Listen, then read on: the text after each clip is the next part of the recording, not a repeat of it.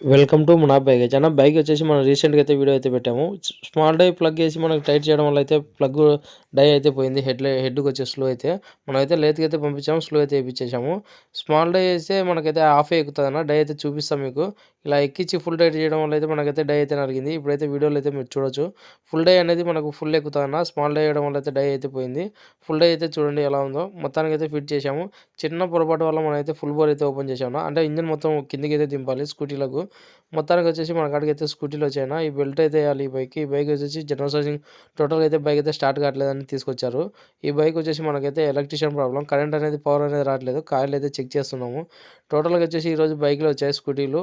ఈ ఇంజిన్ అయితే ఫిట్ చేస్తున్నాం. ఈరోజు నైట్ కల్లా అయితే బైక్ అయితే ఇచ్చేయాలి. రేపు మార్నింగ్ స్వామికైతే గుడికైతే వెళ్ళాలని చెప్పారు. ఇంకొక బైక్ అయితే వచ్చింది. ఈ బైక్ వచ్చేసి స్టార్టింగ్ ట్రిపుల్ మార్నింగ్ అయితే చూస్తామని చెప్పాను. బైక్ వచ్చేసి ఇండికేటర్ స్విచ్ చేయాలని తీసుకొచ్చారు.